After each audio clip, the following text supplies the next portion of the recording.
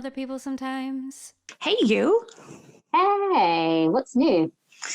More snow. Have you had snow yet? I feel like we do. People always say that, oh, there was some snow this morning, but either I'm waking up too much, like too late, or I'm just not seeing it. Yeah, I think though, like down south, like the snow really kind of stays for longer than like a little bit. Because since moving up north, I'm like, wow, this is like proper snow. We've had it for like weeks. I'm always like on the fence when it comes to snow. Like I like the way it looks, but I'm not going to go outside and play in it. That will change when you get a dog. Maybe. Does Cara love the snow? She does. This is like her first proper snow like the past few weeks, because last year there was like a little bit of snow and then we didn't have it again. But she barks at snowmen, doesn't know what they are, which is understandable. Who is this man that just appeared out of snow? She loves catching snowballs because then they disappear and she doesn't know where they've gone. And it's great for me because it means that her paws get kept clean, because my house is a big fat mess. So it's quite fun. It's just something to do, isn't it? It's just something else to look out from your window because that's all we're doing. Yeah, no, I definitely think if it snowed substantially down here tomorrow, I'd probably go outside and make something of it just because it gives me something to do. Yeah, just a different kind of purpose. On that note, how are you coping in lockdown 3.0? I'm feeling all the feelings. Like some days really, really good, found my rhythm. Other days it's like I miss my friends. I want to hug people. I want to go to restaurants and you can't do that. So yeah, like lots and lots of different feelings. I think this week I've been pretty good because I've been so busy at work. But first 2 weeks of January, definitely a struggle. What about you? Pretty much the same, really. It's difficult. So I think when it come around, you're like, you have that kind of optimistic, oh, you know, we've done this before, we can do it again. And then it's kind of like, I don't want to do it again. So yeah, it's difficult. And like you, I'm trying to keep myself busy. Like busy is key. But then I get to a point where I'm like, I'm knackered, I'm exhausted because I'm doing so much to keep myself distracted from feeling, you know, upset and down. And like you said, like just wanting to do things that we never thought would be taken away from us. So yeah, it is harder, but I'm definitely trying to plan stuff to look forward to. And there's a lot of online events happening, which is quite nice as well. Little bits and pieces, which is quite cool. Although I will say this, from a working girl class background, why are online film festivals still so effing expensive? Yeah. It's not right. Have you seen anything that you've liked at a film festival recently? Have you been to any? I did. I've been to London Short Film Festival and I saw, so they had Riz Ahmed's The Long Goodbye on there, which is just freaking fantastic. But they also had a couple of shorts. They had Sudden Light by Sophie Littman and they had a film called The Shift by Laura Carrera. Sorry if your name's wrong, I'm so sorry. So yeah, there's been some good ones, which is quite nice. And then I went to like a round table recently, but it was awful. Oh, no. So like networking in general, how do you feel about networking in general, like the old face-to-face routine? I'm not a fan. I don't know whether that's because I'm generally more introverted or that sort of like forced conversation I find quite difficult, but it's just, yeah, no, not a fan. No. And like online networking, it's hard to navigate. But basically for this one I went to, they gave everyone like a minute or two to introduce themselves and like say where they were at the moment in their career. And some people just like took up 5, 6, 8 minutes of space. And you're just like, how can you be so self-centered to think that that's okay? Because now you're robbing time away from others and we're unable to connect. It was just not the best. I didn't walk away with any connections. Just a little bit of confidence that I'm probably a nicer person than some of the people I encountered. But it was something to do, and it's something to it's something to do. Yeah, exactly. Usual question every time I see you: what have you been watching?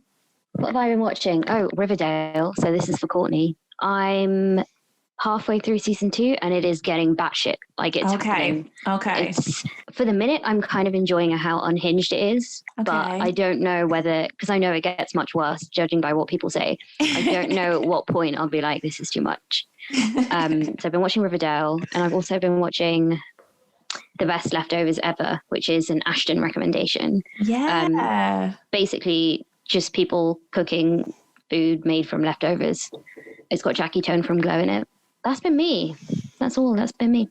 Well, I've been similar to Riverdale. I decided to take one for the team and watch Songbird, which is the COVID-19 film. So basically they got together and wrote this film in March when it was like happening, and then they shot it in the summer, and it was the first film to be shot like within the pandemic. And basically the film follows, so KJ Apa is immune. So you have a bunch of people that are immune to the virus, and essentially they are workers. So they basically deliver things to the rich. So you've got this house where you've got Demi Moore, who's in this film. Why? And basically, if you get the virus, you're taken to, and I'm not joking, you're taken to a concentration camp. Yes, I said that out loud. And then people basically die and they go missing. And I thought, okay, so that's an interesting angle. You're thinking like the government is like, you know, just getting rid of people. So it's a little bit like an end of world dystopian thing. And then there's this whole storyline where like if you have like a band that says you're immune, then you can like, you know, you're free to travel across the country and things like that. And it was just very bizarre. Like KJ Appa's in this like long distance relationship with this girl he talks to on the phone. And then you've got this other storyline where this model is having an affair with the rich man. And then this guy is, you know, trying to help her. And it's a big mess. Like there's just no writing. There's like a bad guy who's like, it's just a big fat mess. And it's like they took a little bit of the pandemic and just applied it to a generic kind of end of worldy film. Like, right. I don't know if you ever saw that film Quarantine that came out. Yeah, it's basically like that. It's like the government getting rid of people that are infected kind of thing. But you directed this? I can't remember, but Michael Bay produced it and he directed all of the action scenes, which is not what you do. Like, just let the director do their job. So why do you have to get involved, Michael Bay? But I wouldn't recommend it. I wouldn't run to the cinema to see it. Wouldn't run. I would not. I'd do a very, very slow walk. So yeah, so I watched that. But alas, Valentine's Day is upon us soon, which I think this year is going to be very, very heavily marketed. I think companies are going to be playing on people's emotions. I think it's going to be like, make a huge effort because you can't go out. Buy all of this stuff that you do not need. And on that note, we thought we'd talk about TV Valentine's and TV love. So we've done TV couples before, like ones that we loved, didn't we? But this time we're going to do TV couples that should have been endgame, aka should have ended up together. Yes. So we've got some research, we've got some lists, and we also heard from you guys, our lovely listeners, on people that you sent in, which was fascinating, actually. There's a lot of trends, but there's also a lot that I was like, oh, yeah, I forgot about them. So, yeah, it's interesting. So let's start with One Tree Hill.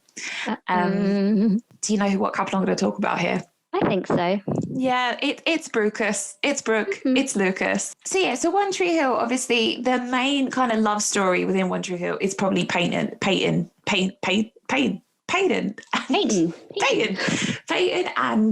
Lucas. But obviously you have Brooke looped in as well, and they have this relationship. And I think the reason why it was so great is because that Brooke is such a great character.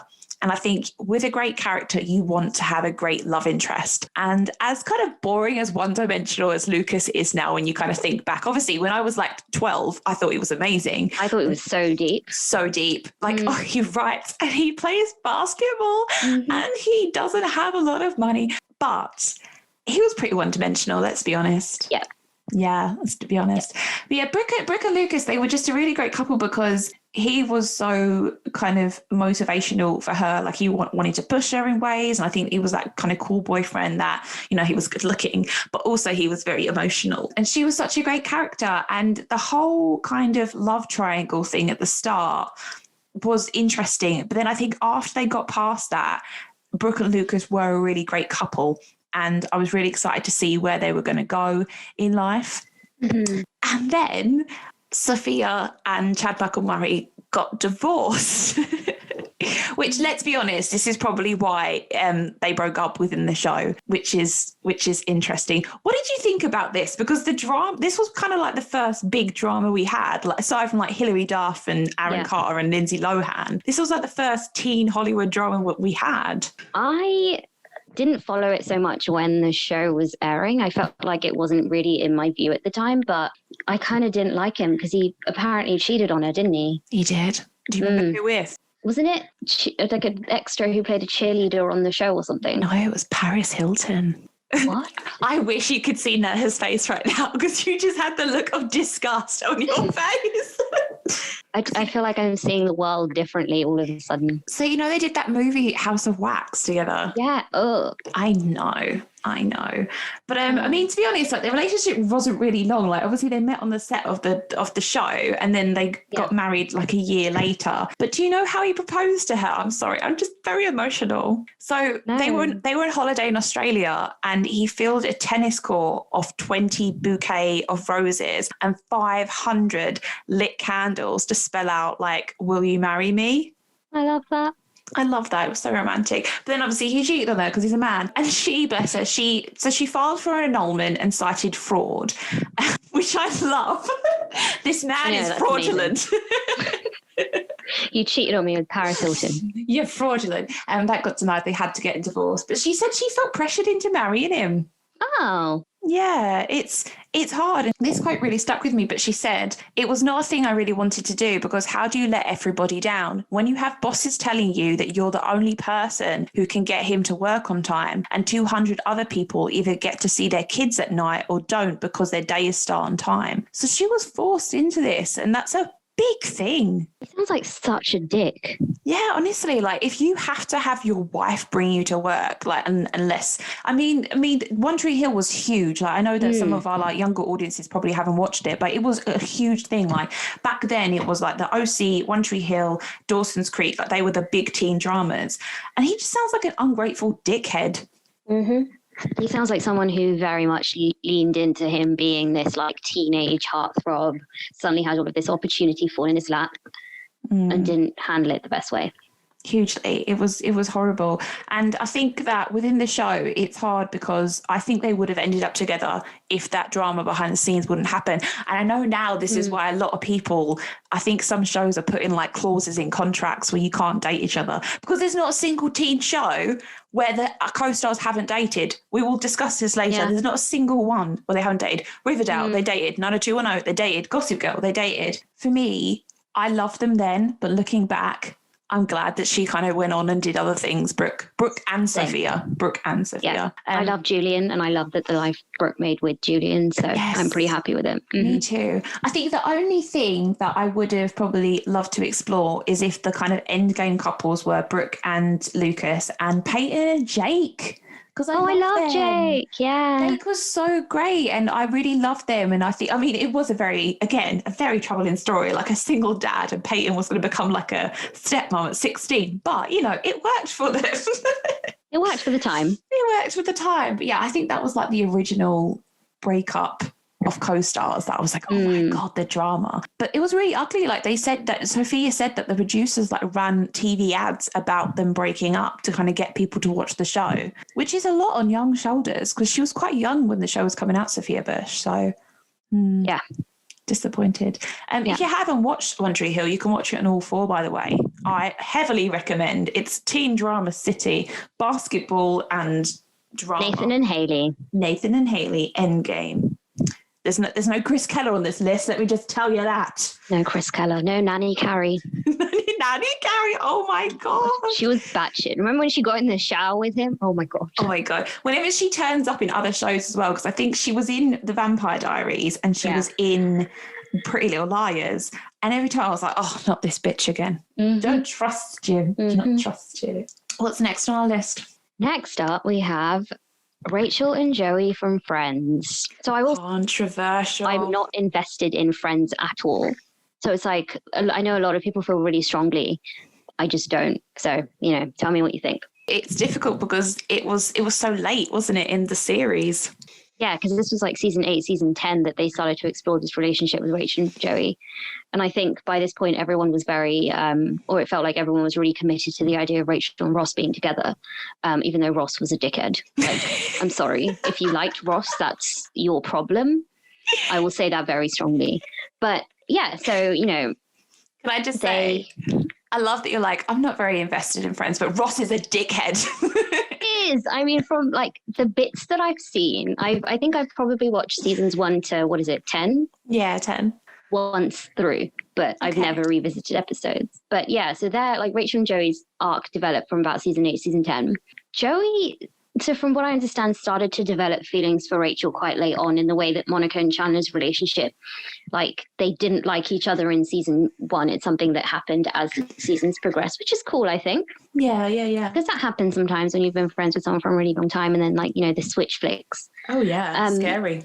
But I kind of like it. I like those relationships. Me too. I think they're interesting, and I've seen it happen with my friends. And it's funny because sometimes you're like, oh yeah, I definitely saw that. And sometimes you're like, I never saw it, but I get it.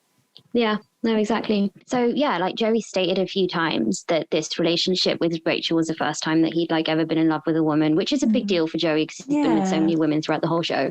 And Rachel, Joey made her laugh, and he was always very supportive. They felt like they had a very genuine relationship. He didn't undercut her in the way that Ross did, kind of never made fun of her for being a waitress, or like for like just all of the little bitty things that Ross did about, I'm a paleontologist, and you know how much I don't like him. You don't like it. For me, like you said about how like Joey kind of recognized that in Rachel as well. When the relationship started kicking off, like she had just had a baby. So she was very probably insecure, and she was obviously going through a big change in her life. And like she moved in with Joey, like she chose to live with Joey rather than Ross. And I honestly think that if nobody else got involved, they would have been really happy together. And for me, Ross and Rachel is so forced. Like, and also if you look at the grand scale of things, they date in season 2, 3, they date in season 4. Then they don't date for like 5, 6 seasons, because it just didn't work. Like the whole will they won't they just didn't really go anywhere. And for me, I generally thought that Rachel and Joey was an interesting mix, because it was two people that were very attractive, quite self-centered, quite, not the smartest people in the world, but they found this connection with each other that really seemed to work. And I honestly, and there's this, I just remember that I'm a big Friends fan. Sorry, guys. I remember there's this part when, I think Joey says, why did it work for Monica and Chandler and it didn't work for us? And Rachel responds with something like, maybe we were better friends than they ever were, which is so sad. But yeah, it's a strange thing. But I know that wasn't there like there was a tweet thread, wasn't there, that someone put together? It was like 100 tweets long. Super long, about how they should have ended up together or something. I've never read it though. I've never read the thread, so I don't know what's in it. No, I know that there was like comments in there about like how Ross thought he earned Rachel because he loved her since they were in high school, which I've heard, by the way, from guys in real life. And I'm just like, you do not earn or deserve anyone because of how long you've liked someone. No, that's such a good guy thing, right? Like, I'm the good guy, and I've always held a torch, and I've always held a flame. Toxic good guy thing. Like, I've always been there for you. And it's like, because you're a friend. Now you just got this mask on, like you're masquerading as a friend. Like, oh yeah, just a lot of problems within that. But yeah, it's not a very popular opinion, Rachel and Joey, I must add. But yeah, if you've never watched Friends, it's very 90s. It's not very politically correct, but it's on Netflix if you want to give it a shout. My next one is quite sad, Naha. Get ready to feel a bit emotion. It's Ryan and Marissa from the OC. The OGs. The OGs of the OC. This is very typical poor boy, rich girl situation, but it works really well. And the whole, this will they, won't they, this is where it works here, because you're constantly on the edge of your seat about if they're going to be together. And I honestly feel that they built this brilliant relationship where they really understood each other, and they really, they had that instant spark, the instant connection where she's like, who are you? Whoever you want me to be. I'm just like, It's so cute. And, they are very different, but in the way they are very broken. And that's what kind of keeps them together. Did they have a toxic relationship? Yes, at times, more than likely. But he was always there for her, not in the good guy way we've just made fun of. But they were always together, and they, like I said before, the OC was the original kind of teen drama show. It's what they based The Hills on. It was just this glossy, all-American, rich white people show that people seem to flock to.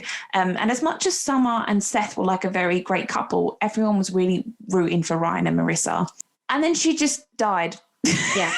Just died. Was that because she was like cut from her contract or something? Because it didn't make sense for her to have just died like that. It was a really weird thing, because I think Misha Barton I think she was difficult. She was only 17 when they started shooting the show, so she was very, very young. But Misha Barton herself has said that, people have speculated that she was difficult to work with, or that she'd been fired, or that she hated her role, or she hated her co-stars because she wasn't really seen with them after leaving the show, which is always a bit of a sign. But she just said she had a lot in her life that she wanted to do, and she wanted to kind of explore. It's that typical when the actor leaves the TV show to become a movie star. It's the cliche. And they end up on the hills. Yeah, bless her heart. It's hard, isn't it? But she said that she said, and I quote here, "I fought tooth and nail for that not to happen," talking about the death of Marissa, because I just don't think that's Marissa Cooper. I don't think sailing off into the sunset is the proper goodbye. She's a burnout character. I don't know what more we could have done with her. But I think it was a massive slap in the face for a lot of people because they were the couple. Do you think the show should have ended then? Yeah, I think so. I genuinely think so. I mean, the same thing has happened. I don't know if anyone watches Superstore on NBC, but America Ferrera's character left at the end of the last season. And like one of the biggest pulls of the show was her character's relationship with Ben Feldman's character. And now the show, it's got one more season without her, but now it's been cancelled because I think there's just this, everyone knows the show isn't going to go anywhere. Yeah. And I think it sucks that so much of a show, especially in the case of the OC, hinges on a relationship, but it did. Like I felt like it lost its charm after Marissa died. It's that integral part, though. I think sometimes, like you look at shows like Vampire Diaries, that kind of went downhill when Nina Dobrev. I just can't say anyone's names right today. When Nina Dobrev went, although I kind of liked it because I couldn't stand Elena, but we'll get to that later. I loved Stephen and Caroline. Oh, wait till we get. We have got Vampire Diaries chat coming. We should do a Vampire Diaries episode, you know. Because we did like it, didn't we? And of course, like in Glee, when Corey Monteith died, that was a massive effect on the cast, and the show did go very much downhill. So yeah, something to recognise. I think if you can't keep an actor in a contract, at least just think, right, this person's leaving. Let's just, But I guess there's more to it than that. So I feel very passionate about the next one. Oh, I'm scared. It is Barney Stinson and Robin Scherbatsky. Oh. From How I Met Your Mother, which I've never watched How I Met Your Mother after it ended. I know a lot of people go back and watch this show because it's a comfort show. No, I hated how it ended. No, I feel like it would be traumatic to me to go watch this show again. So everyone knows that Barney is Ted's best friend. Yep. Robin is Ted's person in the end. Also, they set it up to be. And Barney and Robin dated for a while. And it was the first relationship on the show that I actually was invested in, which surprised me. It was the first interesting one. Relationship, exactly. I mean, Pumpkin Girl was pretty cool. But even, what are they? Oh my God, I've forgotten their names. Jason Segel and Alison Hannigan's characters. They were in a long-term relationship for the whole show, and it did not pique my interest at all. So it really was the one, I think, Barney and Robin's relationship for me really was where the interest was. Yeah, definitely. And there were lots of people who were angry about the fact that it ended the way that it did. And I still haven't figured out why they made that decision. I don't know if anything was ever said about it, but the premise of the show was all about who is the mother going to be? And I think as soon as they had the mother in the show, I think people were their interest was dipping. So I think it was a last ditch attempt of, but wait, there's more. So they killed her off. I know. I think what I really liked, I don't like Barney Stinson as a character. He's aged very, very poorly. If you were to watch that show now for the first time, you'd be like, who is this? How are they friends with him? But, there was that he never wanted to be in a relationship. That was never something that he wanted to do. And so you had that idea of him dating Robin, who was, stable, successful, committed. And there was a strong pull. This is sounding a lot like Joey and Rachel, It is. Interesting. Yeah, I hadn't thought about that. Maybe it's a trope. Maybe it is a trope. Maybe it's the one that got away, as in the good one that got away. I don't know. I just don't, because there's an alternative ending I heard, isn't there, as well? What? Yeah, there's an alternative ending, and I think that the narrator, he says, there's a scene where Robin and Barney smile at each other, and the narrator says some things fall apart, some things fall back together. Did you not know about this? Oh No, because the minute it happened, I just like blocked it out of my life. Yeah, because this is why I thought like, oh, maybe they like panics and just threw that in as like a last ditch attempt to get people to talk about the finale, because I feel like everyone wants their TV finale to like be big and talked about. But I don't get it. I don't like it. I don't like it. Mm-mm. He didn't deserve Robin. Yeah, he didn't. And didn't they make him a father at the end to a little girl?